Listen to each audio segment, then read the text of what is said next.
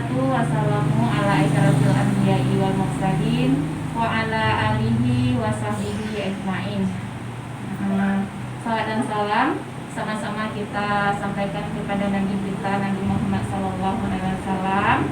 Kemudian terima kasih kepada ibu-ibu KPM yang telah berhadir pada kesempatan hari ini.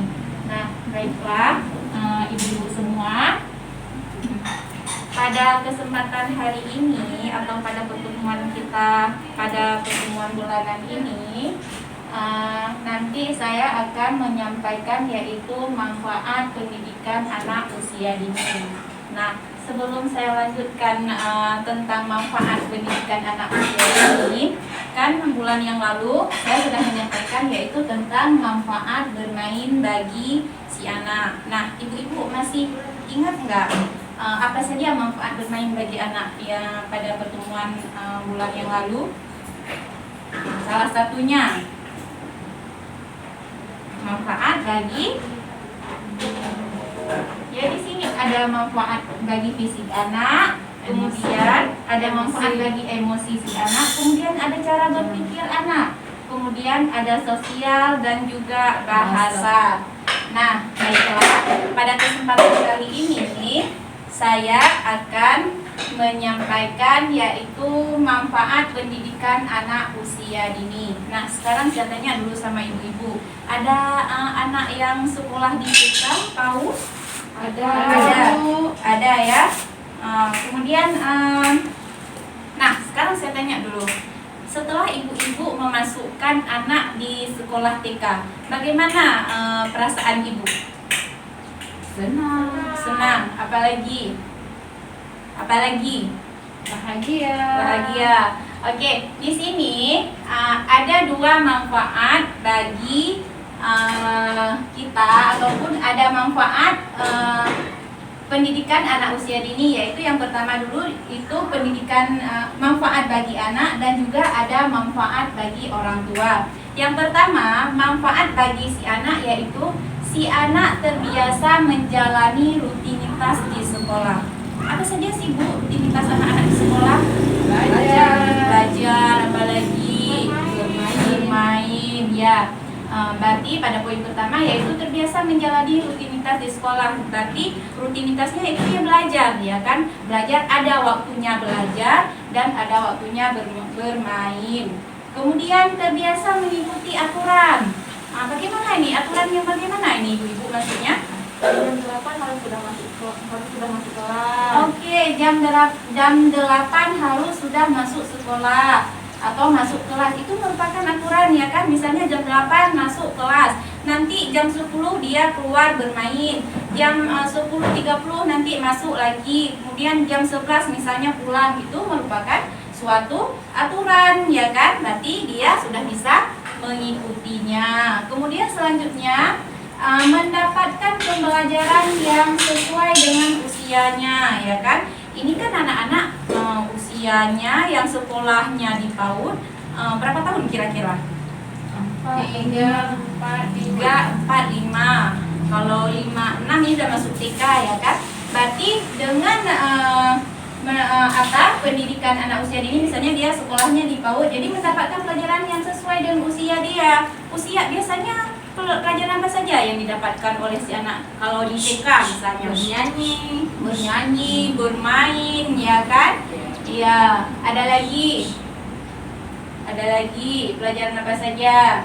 belajar Belajar berhitung, menggambar, mewarnai, ya kan, bukan? Kemudian lebih percaya diri. Ketika dia sudah masuk ke PAUD, otomatis dia lebih percaya diri. Karena kenapa? Nantinya dia akan bertemu dengan teman-temannya, ya kan? Ketika dia bertemu dengan teman-temannya, bertemu dengan guru, dia akan lebih banyak bercerita, ya kan? Misalnya si A punya kawan si B, jadi dia banyak bercerita, banyak meluapkan apa yang ingin dia ceritakan. Jadi ketika itu dia lebih percaya diri. Udah. Kemudian selanjutnya mampu beradaptasi dengan lingkungan baru. Nah, ketika baru-baru pertama sekali dia masuk sekolah, pastinya dia minder, ya kan?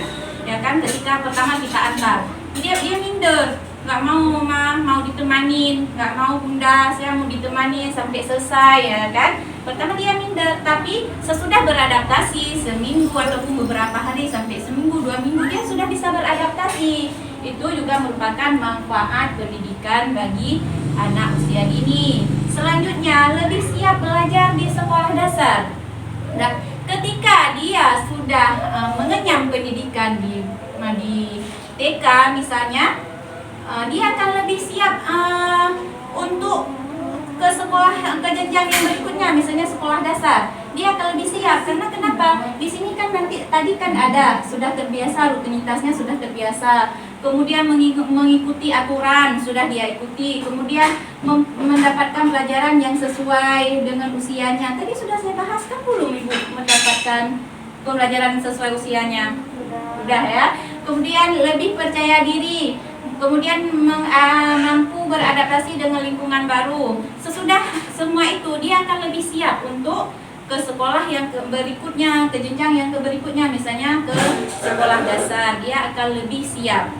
Udah, ini kan manfaat bagi si anak. Kemudian selain bagi si anak, ada juga manfaat bagi orang tua.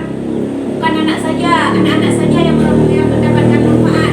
Bagi kita orang tua juga ada manfaatnya, ibu-ibu. Nah, yang apa manfaatnya? Yang pertama, bertambah teman. Nah, bagaimana? Ketika kita antar anak kita ke sekolah, udah otomatis kita punya teman baru. Siapa teman kita, ibu? Mamanya anak-anak kita. Iya, mamanya anak-anak kita, ya kan? Makin ini apa? Sering berjumpa, semakin nanti kita sering bercerita, ya kan? Makin banyak teman, ya kan? Kemudian berbagi pengalaman. Bisa jadi nanti waktu kita tunggu anak kita pulang sekolah, duduk kita di situ sama ibunya anak-anak, ya kan? Berbagi pengalaman apa saja. Mungkin cara mengasuh anak itu bagaimana. Kemudian mungkin ada masalah-masalah mengatur keuangan, masalah memasak dan lain sebagainya. Di sini nanti kita bisa berbagi dengan ibunya anak-anak. Kemudian memiliki waktu untuk melakukan kegiatan rumah tangga. Ini bagaimana ibu pahamnya ini? Ayo, siapa bisa menjelaskan? Memiliki waktu untuk melakukan kegiatan rumah tangga. Soalnya selagi anak kita masih sekolah, kita bisa dikirim di rumah, bisa masak-masak nanti kalau dia pulang lagi. Kita kegiatan makanan dengan anak kita dia pulang sekolah nantinya. Oke, bagus sekali ya Bu ya. Terima kasih Bu Sri. Ini betul sekali ya. Dengan di sini memiliki waktu untuk melakukan kegiatan rumah tangga. Kita kan sudah ini ya, anak-anak kita sudah antarkan ke sekolah, ya kan? Otomatis kita punya banyak waktu ya kan di rumah. Bisa kita cuci piring, setrika, apa yang lain sebagainya. Otomatis ini akan lebih banyak waktu. Kemudian bisa bekerja untuk mendapatkan tambahan uang. Nah, bagaimana ini? Sudah anak-anak kita antarkan ke sekolah. Ayo sekarang kita online. Jual online. Ada yang jual online ibu-ibu.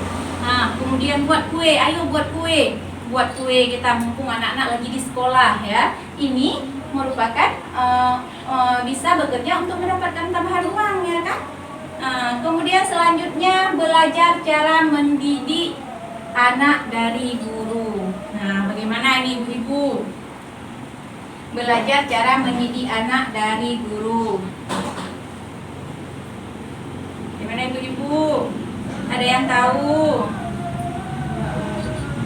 Ibu sering jumpa sama guru nggak di sekolah anak-anak? Sering ya. Pernah nggak bertanya bagaimana sih Bu cara mendidik anak? Nggak pernah ya? Nggak pernah Bu ya? Jarang Bu. Ya. Udah, di sini belajar cara mendidik anak dari guru. Kita bisa belajar ya cara mendidik. Mungkin guru lebih mengerti, walaupun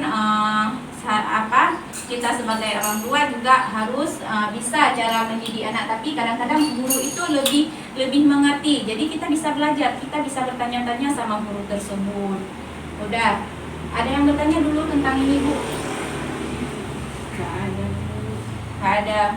Bu Haflidan, ada yang bertanya dulu tentang ini? Nggak ada Bu. Nggak ada. Udah.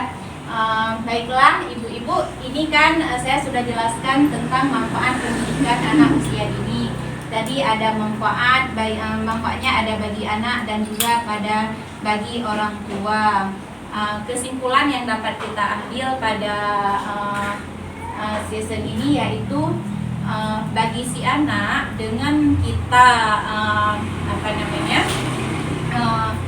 menyekolahkan dia, otomatis dia akan punya lebih wawasan, ya kan? Punya lebih wawasan, kemudian mendapatkan ilmu.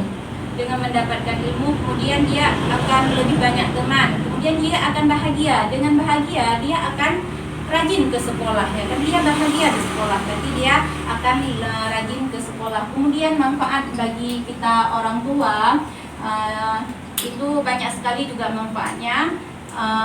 Seperti tadi ada bertambah teman, kemudian kita bisa bekerja, kemudian kita juga memiliki waktu luang dalam rumah tangga kita.